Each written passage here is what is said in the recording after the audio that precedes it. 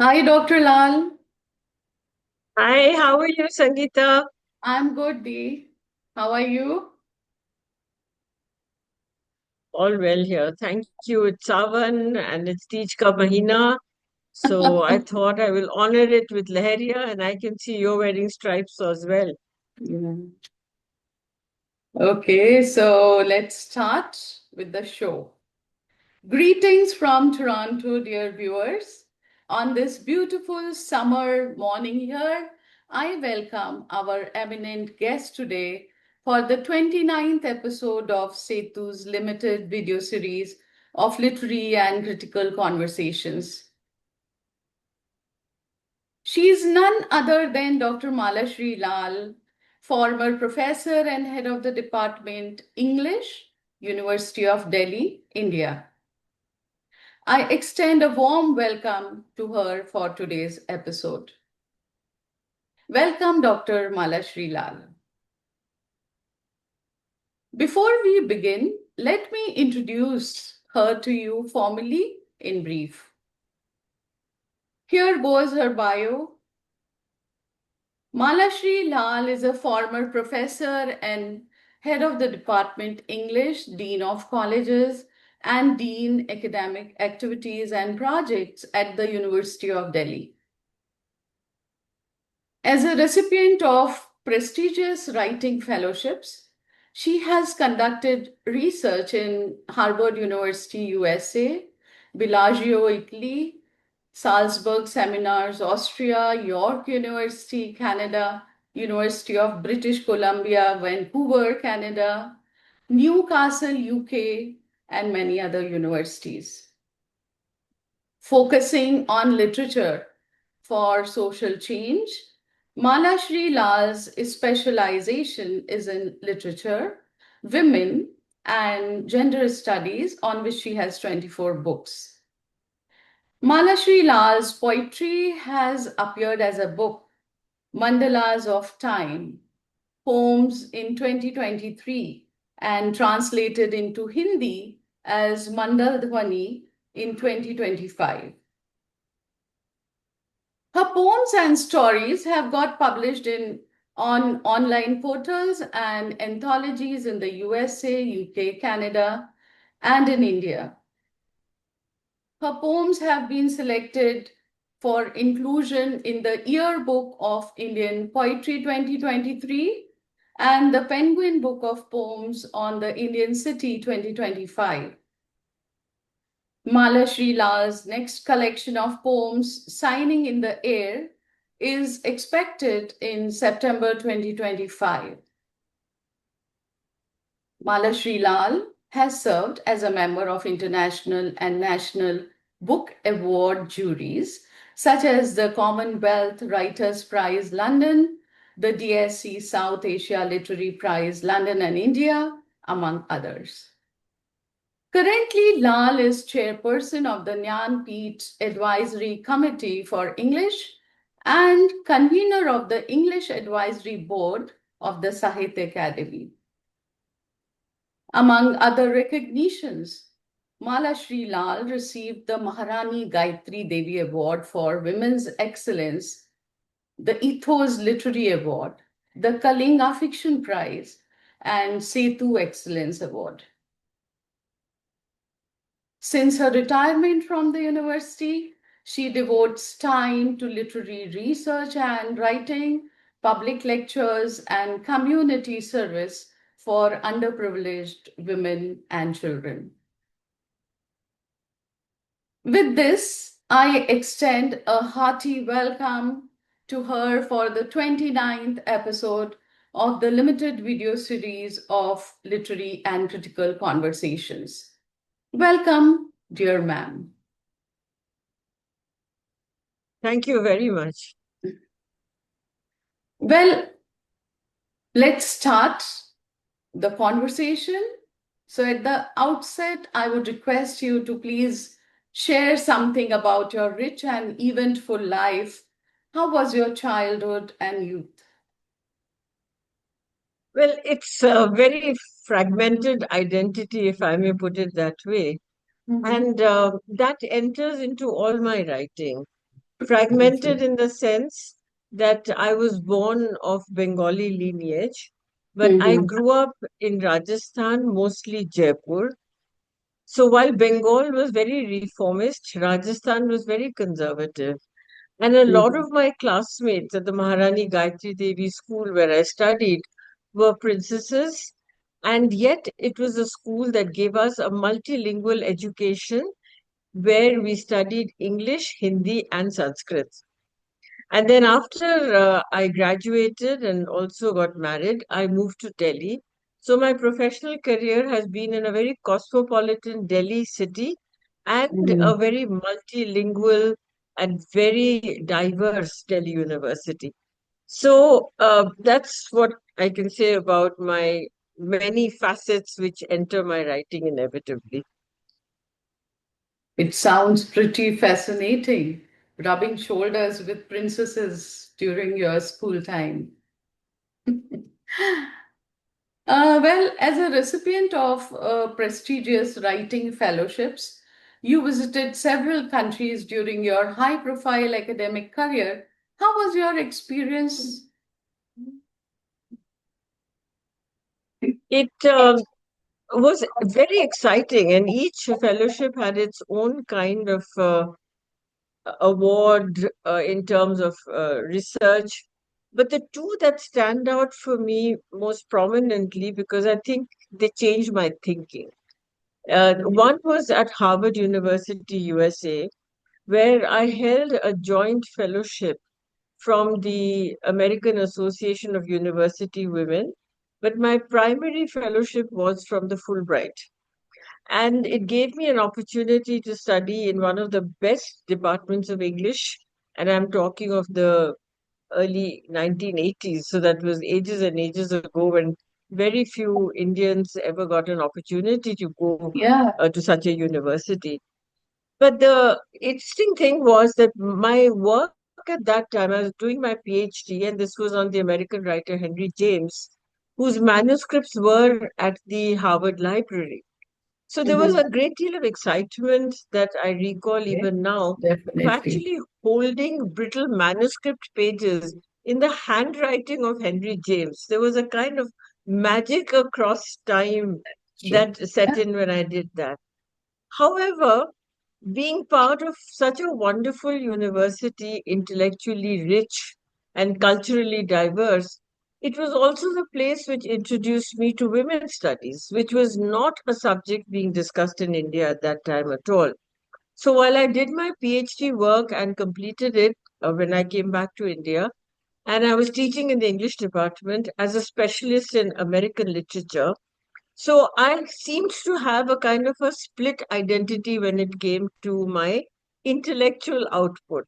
Because in my professional capacity, I was teaching 19th century white male American writers, the usual Melville, Hawthorne, Thoreau, Emerson, etc.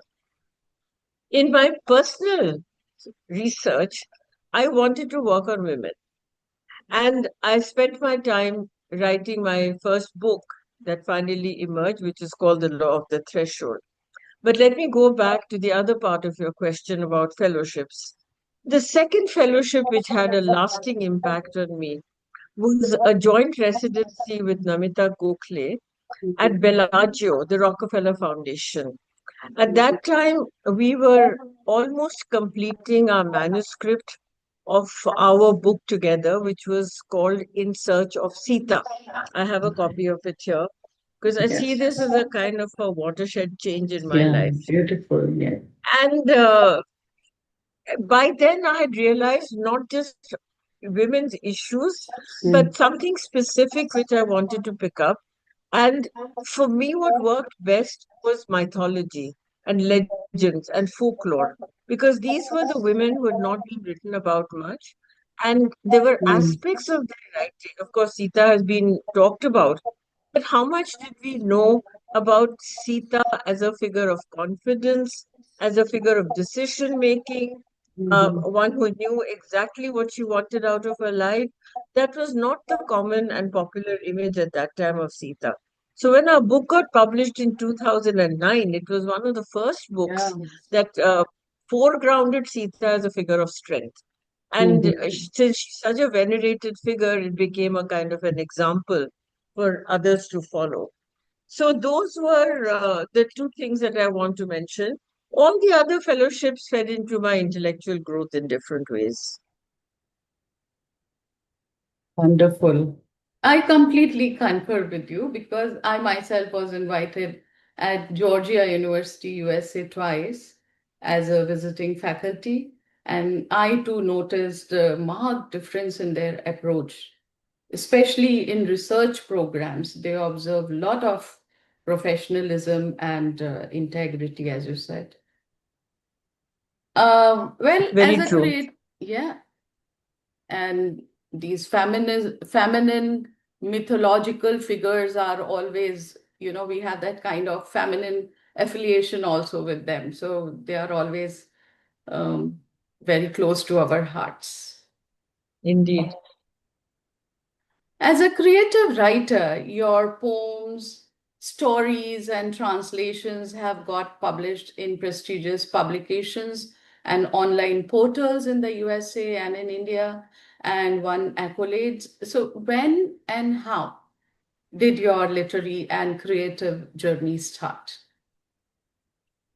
Um, that's a very interesting question because it takes me down not only just memory line, but I think the significant changes that happened in me as a person.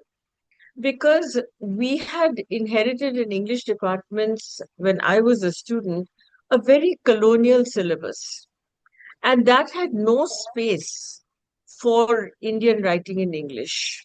Mm, So when I decided to write my first book, which is called The Law of the Threshold, I have a copy of this.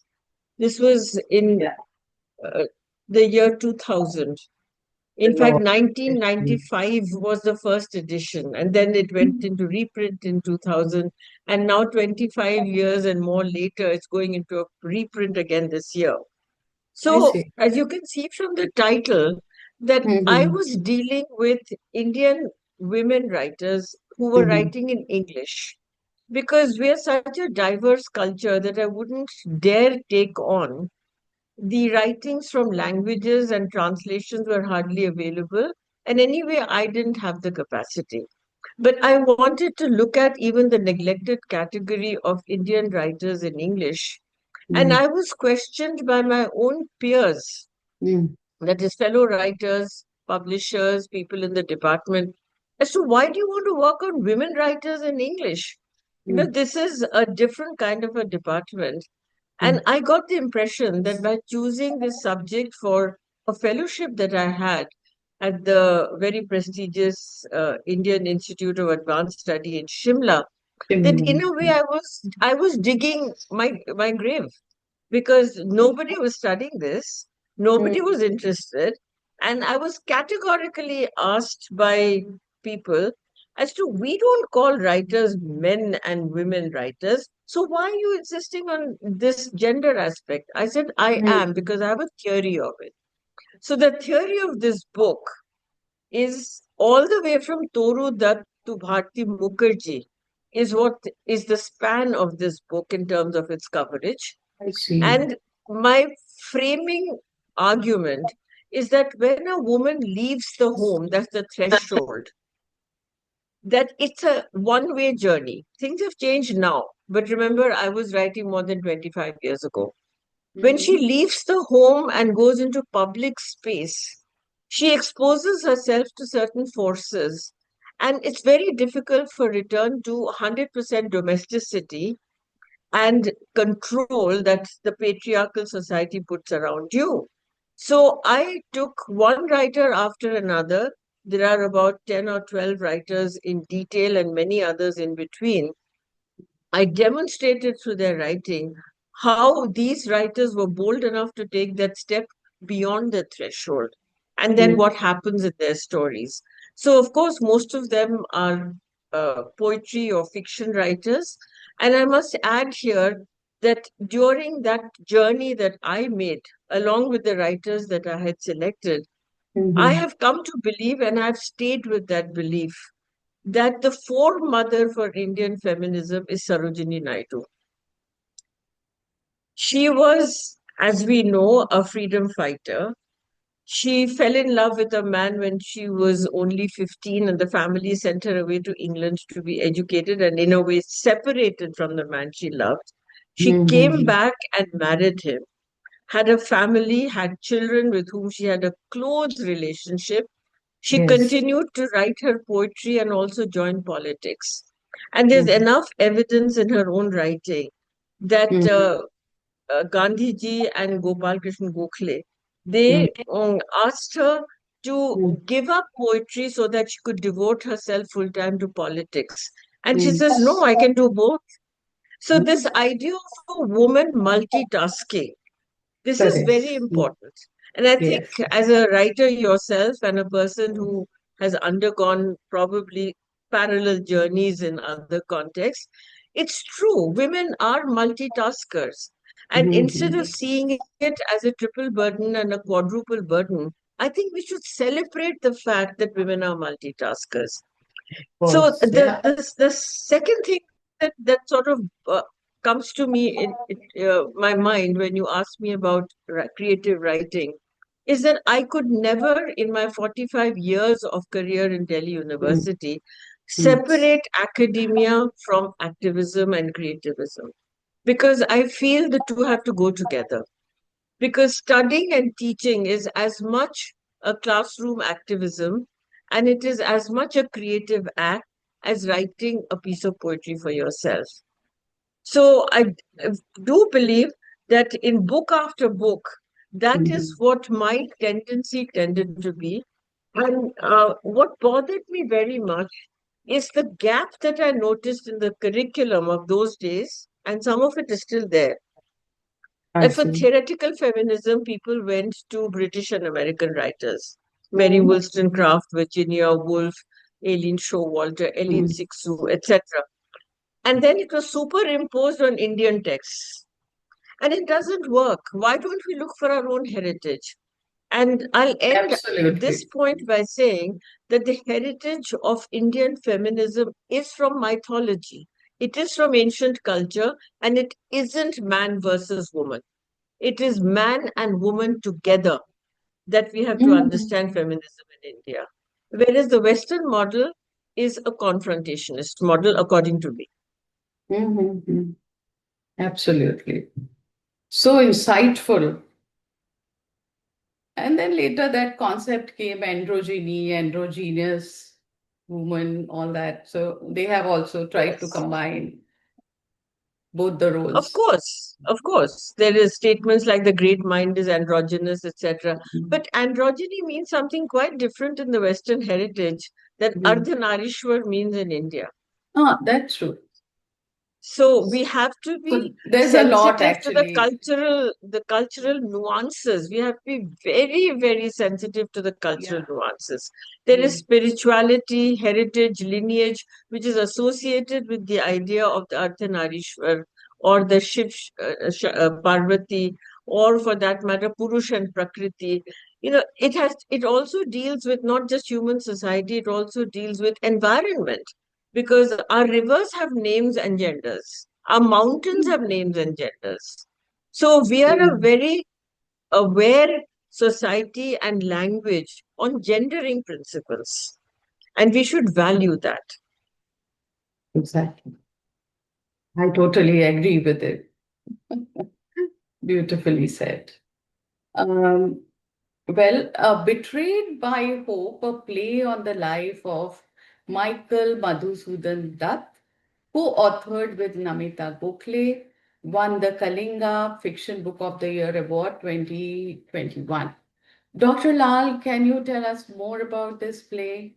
How did this collaboration happen with Namita Gokhale? Namita Gokhale and I have written and co-edited several books together. In Mhm. fact, what has made big news lately has been our third book in the Goddess trilogy, which is on Lakshmi. So we did that book on Sita, I spoke about, then we did a book on Radha, and then finally in 2025, the book on Lakshmi. The point is that we work very well in our literary partnership, and Betrayed by Hope, I have a copy here, was an unusual experiment.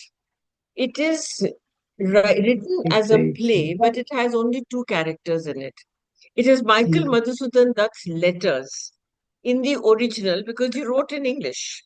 When it Mm. came to his correspondence with his friends and his peers while he was Mhm. abroad, uh, and the writing that he did successfully, Meghnad Bodh Kapo, The Slaying of Meghnad, which is his best known epic, was in Bangla. Okay.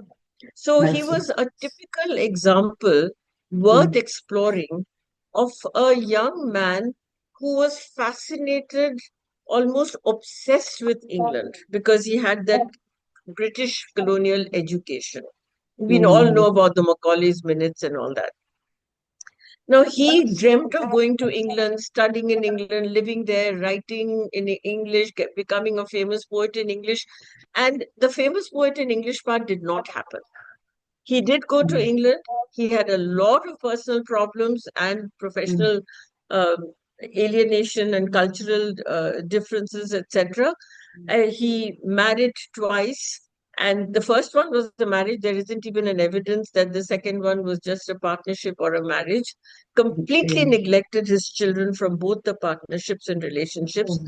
But Mhm. when he came back to India, to Bengal, and even before he went to England, he had started experimenting with Bangla. Mhm. Meanwhile, he had also converted to Christianity. He was so much in love with that country. Okay. Now, when he started writing in Bangla, he found another kind of poetic exuberance emanating from him. And he was a brilliant writer in Bangla. So, on one hand, you have this wonderful, gifted Bengali writer in different Mm. forms. There's sonnet, he created a meter, he wrote an epic. He Mm. was very prolific and he was also a polyglot. He learned languages wherever he went, foreign Mhm. languages. But he wrote in Bangla. So the struggle that we bring into this book is how do you, as a feminist thinker, and that's our Mm. second character whose name is Rubina. She is a PhD Mhm. researcher, and the subject of her thesis is Mm. Michael Madhusudan Dutt. And she's struggling between these two extremes of responding to him as a woman reader and saying, what are you doing in your personal life? Messing up the life of the two women that you are associated with, not bothering about your children, not bothering about providing any kind of a environment in which a family life can prosper. So that Mm. is Rupina's response as a woman and a gender sensitive person. But Mm. she cannot deny and she accepts that he's a brilliant writer.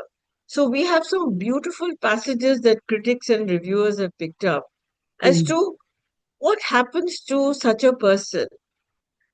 Can a man be a great person if he's only a great writer? So Mm. it's that kind of a conundrum, I should say, that kind of a Mhm. paradoxical relationship between the two characters in this play that bring about the gender sensitization, which at least was in my mind. Mhm. Very interesting. I also read somewhere while reading about you on the website that its script on Storytel audiobooks has the famous actors Victor Banerjee and Sushmita Sen Yes, playing the parts of yes. Madhusudan and Sutradhar. And Sushmita Sen playing the part of Rubina, because the book was published during COVID, so it was very Mhm. difficult to get an on stage production. So Mm. Audible picked it up in this form, as you just mentioned, and there is online available complete readings by a very well-known stage actor and actress also. Well, let's talk about your love with this feminism again. Your principal motives are women and women issues going back to the mythic memory of humankind. You articulate their position so well for the postmodern audiences. So, what is the source of this strong feminist tendency and enduring fascination with female characters in your writing? We have to go a bit faster now. Yeah. So I think it goes back to where we started this conversation, my lineage, because Mhm. I was constantly struggling in my own environment between the very conservative kind of Rajasthan society and history. We remember the story of Rani Padmini, for instance, uh, where a certain kind of Johar and Sati were valorized. But I came from a reformist Bengal and I was teaching in an English department. So mythology gives me enough resources for creating stories based on the legends. And I want to also mention that our Indian writing traditions, creative traditions, encourage you to recreate and retell the same story in your own way. There's no notion of plagiarism. In fact, you're encouraged to take an idea and redo it. And that's why so much new work is happening in the realm of gender studies now, and so many old stories are being told, and they're neglected characters and marginalized characters like Manthara and Hidimba and Ahalya that people are writing books about. Well, wonderful. Mandalas of Time, I have this copy. You gave this us gave to us as a complimentary copy. I'm so happy for it.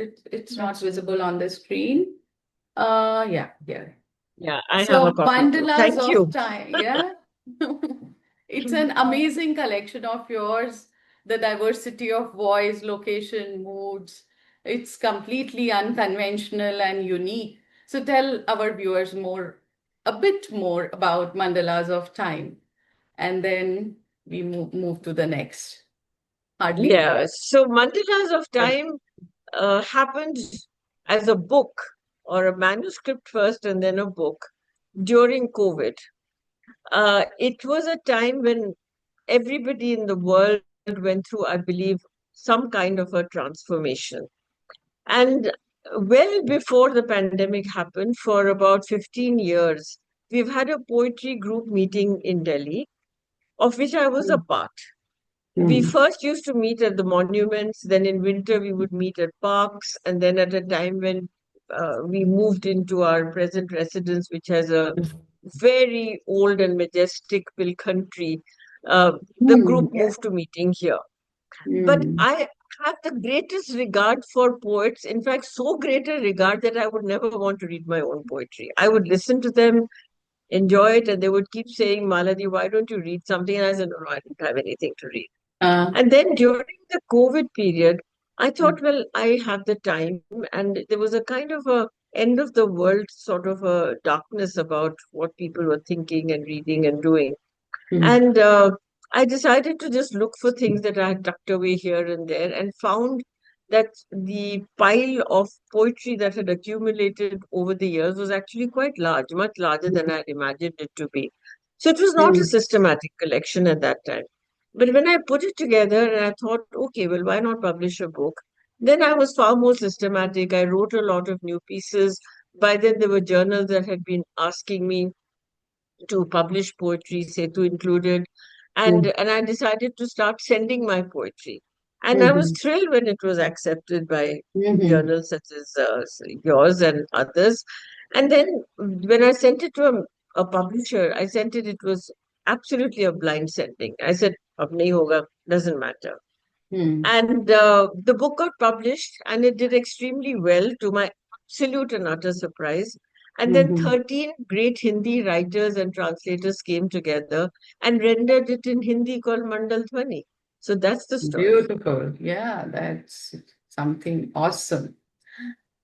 You have dabbled in different genres, poetry, fiction, drama. Which one aligns with your sensibilities the most and the inner self too? At the moment, it's poetry. I can't say it'll always be so. It's poetry because I think two. human emotions which are very powerful are pain and grief. And poetry makes it possible to express yourself in broken sentences, in intense phrases, to look for metaphors, to do it obliquely. Whereas when I talk of such emotions in prose, it becomes very difficult. It's too painful. It's also too much of a self exposure. So, poetry, I believe, gives me the obliqueness of being able to approach deep human emotions and experiences, particularly that women have, because they don't want to hurt anybody. But they have been hurt. So, how do you express it? So, poetry becomes the medium for it. Yeah, that's true. I agree with it. All that you said. So you are currently working on signing in the air. Our best wishes for the literary and critical success of the book. And in the end, now I would like to hear you recite one poem that's close to your heart from Mandalas of Time. Happily so. What I'll do is that I'm going to read the last poem in Well, Mandalas of Time, hmm. which is called Easter Lilies in an Empty Home. Yeah, beautiful poem. And I read that. there is It's again, beautiful. it illustrates this obliqueness that I was talking to, because this is really my parents' home and they're Hmm, no more. But I go there and hmm. the lilies come out every April in full I bloom. see. They were I planted see. by my mother about 35 years ago, and I never take Hmm, the bulbs out. So here is the poem. hmm, Come, they call out. It's the season of forgiveness. 100 lilies stand tall, renewed by the magic of seasons. hmm, The pink stripes may be scars from yesteryear. The white streaks are healing balm to be washed by the dew. The supple leaves, flat and curved, cradle the flowers that have no other family. Some do, maybe 3 lilies on a stem, but they squabble like siblings pushing for space. They calmly grace the garden of a silent home, the owners alive only in obituaries. The lilies don't worry on that count. Buried bulbs know they will creep upwards in season. Life's renewal is a beautiful certainty. wow. And I thought I'd read this poem because for me, every end is a new beginning. Yeah, And poem I speaking of don't, death.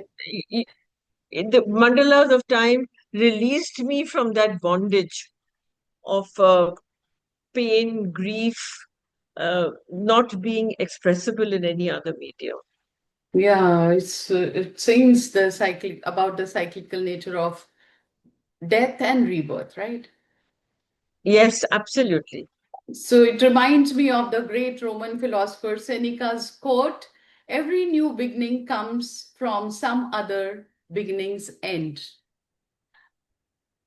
I'm sure your poem, all your insights have inspired all our listeners with our very best wishes for your upcoming project, Signing in the Air, that is soon to be released in September itself. I thank you for your quality time. Thanks, viewers. Thanks, Dr. Lal. Next week, we will be back again with yet another distinguished guest. Till then, bye bye. Bye bye. Thank you very much, Dr. Sangeeta Sharma, and thank you, Setu. It's been a very great pleasure talking to you. Thanks. Our honor. Bye bye.